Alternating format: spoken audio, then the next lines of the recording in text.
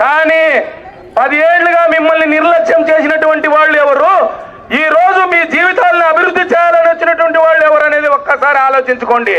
అందుకే కమలం గుర్తుకు ఓటు సంబంధించినటువంటి పెద్దలు నా దృష్టికి తీసుకొని వచ్చినారు. మొట్టమొదటిది, ఇక్కడ పేదవాళ్లకు టాయిలెట్స్ ఏర్పాటు చేయడానికి ఏర్పాటు చేసినటువంటి భూమిని ఎవరో ఆక్రమించుకున్నారు, అంతేనా? ఈ భూమిని అంటే మహిళల కోసము పేదల కోసము టాయిలెట్లు నిర్మించడానికి కేటాయించినటువంటి ప్రభుత్వ భూమిని కూడా ఎవరు ఆక్రమించుకొని అమ్ముకున్నారంటే చాలా దారుణమైన విషయం. ఇది చాలా సీరియస్ ఇష్యూనే. దీని మీద తప్పనిసరిగా చర్యలు ఉంటాయి. ఎవరు ఈ గాంధీనగర్లో ఇక్కడ ఎవరు కూడా బాధపడాల్సిన అవసరం లేదు. ఏదైతే ఆక్రమించుకున్నారో ఆ భూమిని మళ్ళీ ఖాళీ చేయించి ఇక్కడ కాలనీ వాసులకి ఇచ్చే బాధ్యత నేను తీసుకుంటాను. ఎందుకంటే కబ్జాలు అన్నవి మంచివి కాదు, ఈ ఊరికి అసలు మంచివి కాదు. ఏ కాలనీకి పోయినా కబ్జాలు అంటున్నారు, ఏ ఏరియాకి పోయినా కబ్జాలు అంటున్నాడు, ఏ గ్రామానికి పోయినా కబ్జాలు అంటా ఉన్నారు. కబ్జాలు ఆదోనిలో నేను ఒప్పుకోను, సమస్య లేదు. కూటమి తరఫున మా అన్ని పార్టీల తరఫున నేను మాట్లాడుతూ ఉన్నాను. కబ్జాలు మేము ఒప్పుకోం. ఎవరెవరైతే కేవలం ఇంకొక విషయం కూడా చెప్తా ఉన్నా, ఆదోని వాసులకు అందరికీ చాలా స్పష్టంగా చెప్తా ఉన్నా, కబ్జాల మీద ఎమ్మెల్యే చేస్తున్నటువంటి వాళ్ళ అనుచరులు చేస్తున్నటువంటి దోపిడీల మీద, రౌడీజం మీద, ఏదైతే వాళ్ళ స్థలాల మీద పడి దోచుకున్నారో వాళ్ళందరి మీద కేవలం మేము మాట్లాడితే సరిపోదు, ప్రజలు కూడా మాట్లాడాలా. ప్రజలు కూడా మీడియా ముందుకు రావాలా. కుదరకపోతే సోషల్ మీడియాలో అయినా సరే వాళ్ళ ఇంట్లో కూర్చొని ఫేస్బుక్లో అన్నా పెట్టాలా, యూట్యూబ్లో అన్నా పెట్టాలా. ఇప్పుడు కాకపోతే ఎప్పుడు తిరగబడతారు ఆలోచన చేయండి.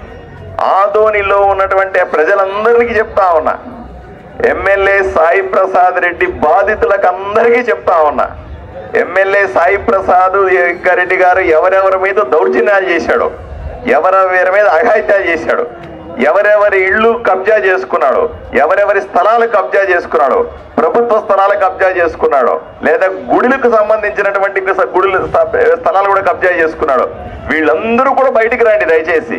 ఇప్పుడు కాకపోతే ఎప్పుడు మాట్లాడతారు? ఇంకా ఇప్పుడు మళ్ళీ మాట్లాడకపోతే 5 ఏళ్లు మీరు మాట్లాడినా పట్టించుకునే వాళ్ళే ఉండరు అన్న విషయాన్ని నేను మీకు తెలియజేస్తా ఉన్నా. రండి, బయటికి రండి, పబ్లిక్ గా మాట్లాడండి. మీకు జరిగిన అన్యాయానికి మేము తోడుంటాం. మీకు జరిగినటువంటి ద్రోహానికి, మీకు జరిగినటువంటి సమస్యలకి, ప్రజలకు సంబంధించినటువంటి ఇబ్బందులకన్నింటికీ కూడా మేము తోడండి పోట్లాడతాం.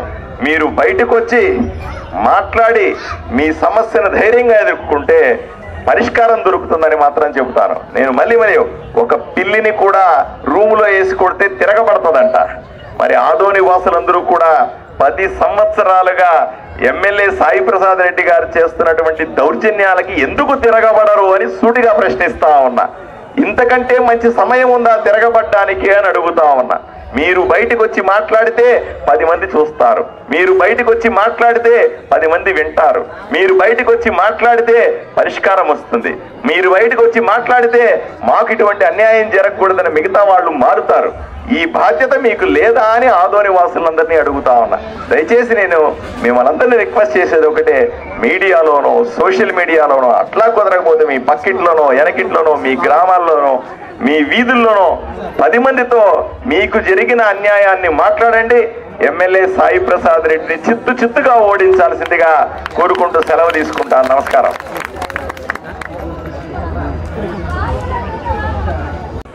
ముఖ్యంగా క్రాంతినగర్ గురించి నేను చెప్పదలుచుకుంటే, ఇక్కడ న్యూ గాంధీనగర్లో ఉన్నటువంటి వాళ్ళందరికీ నేను చూసినటువంటి జీవితాలు ఏంటంటే, ఇక్కడ పూలు అల్లుకొని కుటుంబాలను పోషిస్తున్న వాళ్ళు ఉన్నారు. ఇక్కడ నేను ఒక్క విషయం వాళ్ళకి చెప్పాలనుకుంటున్నా.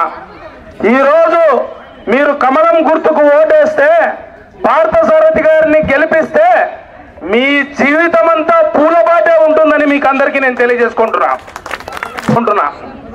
అయ్యా, సాయి ప్రసాద్ రెడ్డి గారు 10 సంవత్సరాలుగా ఎమ్మెల్యేగా ఉన్నారు కదా. నేను ఒక్క విషయం మీ దృష్టికి తీసుకొని రావాలనుకుంటున్నా. ఈరోజు ఈ వార్డులోని లక్ష్మీ నరసింహస్వామి ఆలయంలో బావిలో పూడిక కూరుకుపోయింది. అక్కడ బావిలో పూడిక తీస్తే ఆ నీళ్లతో ఆ స్వామివారికి అభిషేకం చేయించవచ్చు, ఈ కాలనీ ప్రజలకు ఉపయోగపడవచ్చు అని అంటే కూడా ఏ రోజు కూడా మిమ్మల్ని పట్టించుకున్న పాపాన పోలేదు. అది చేసింది జనసేన పార్టీ అని మేము గర్వంగా చెప్పుకోగలం. ఎన్డీఏ అభ్యర్థి పార్థసారథి గారిని గెలిపిస్తే జనసేన పార్టీ, టీడీపీ పార్టీ మిమ్మల్ని అభివృద్ధి పదంలో నడపడానికి ప్రతి ఒక్క బాధ్యత తీసుకుంటూ వేయించి గెలిపించండి. కేవలం మిమ్మల్ని అభివృద్ధి పదంలో నడిపించడమే కాదు, నేను ఒక్క విషయం చెప్తున్నా, దౌర్జన్యాలు లేనటువంటి ఆదోనిని మీరు ముందు చూడబోతున్నారని నేను మీకు అందరికీ తెలియజేసుకుంటున్నా. 3 పార్టీల్లో ఉంది. పార్థసారథి గారు మంచి విద్యావంతుడు. నేను మీకు అందరికీ చెప్తున్నా, చాలా సార్లు పెద్దలు మీనాక్షి నాయుడు గారు కూడా చాలా విషయాలు చెప్పారు. ఈ రోజు ఆదోని అనేది అట్టడుగు స్థాయిలో ఉంది. ఒకప్పుడు ప్రధాన పట్టణంగా పేరుగాంచినటువంటి ఆదోనిలో ఈరోజు ఉపాధి లేదు, ఈరోజు ఉద్యోగాలు లేవు, ఈరోజు రోడ్లు లేవు, ఈరోజు ఇంటింటికి మంచినీరు లేదు. ఏ విషయంలో చూసుకున్నా కూడా ఆదోని కేవలం స్వార్థపర రాజకీయానికి బలి అయిపోతా ఉంది తప్పితే అభివృద్ధి చెందటం లేదు. అందుకే నిన్న పెద్దలు మీనాక్షి నాయుడు గారు చెప్పారు, ఈ ఆదోనికి పార్థసారథి గారిని గెలిపించిన వెంటనే 400 కోట్ల రూపాయలు ఆదోని నియోజకవర్గానికి తెచ్చి అభివృద్ధి చేస్తారనేటువంటి గొప్ప విషయాన్ని ఆయన చెప్పారు. నేను అందుకే ప్రజలరా ఒక్కసారి ఆలోచించండి, చివరి ఎన్నికలు వచ్చినప్పుడు 10 లక్షలతో సీసీ రోడ్డు ప్రారంభోత్సవాలు, ఒక 20 లక్షలతో డ్రైనేజీలు ప్రారంభోత్సవాలు అని చెప్పి నాటకాలు ఆడినటువంటి నాయకులను ఎన్నాళ్ళు చూస్తారు మీరు అని నేను మిమ్మల్ని అందరూ అడుగుతున్నా.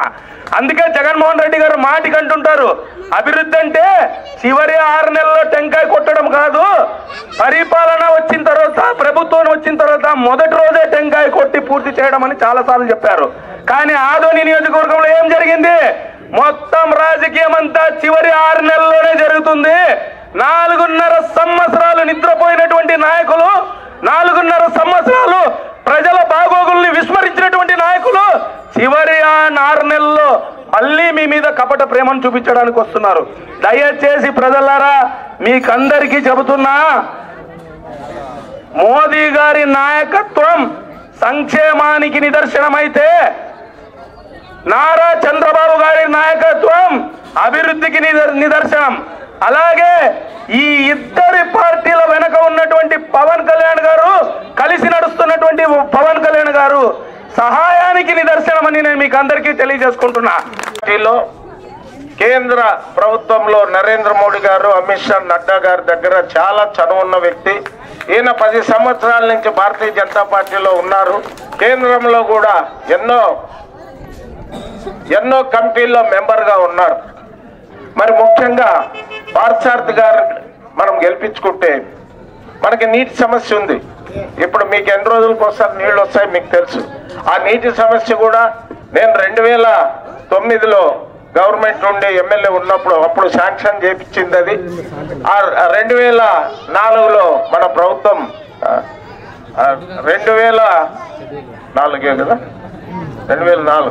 2004లో మన ప్రభుత్వం రాలేదు, అప్పుడు స్టార్ట్ చేశారు ఈ వర్క్.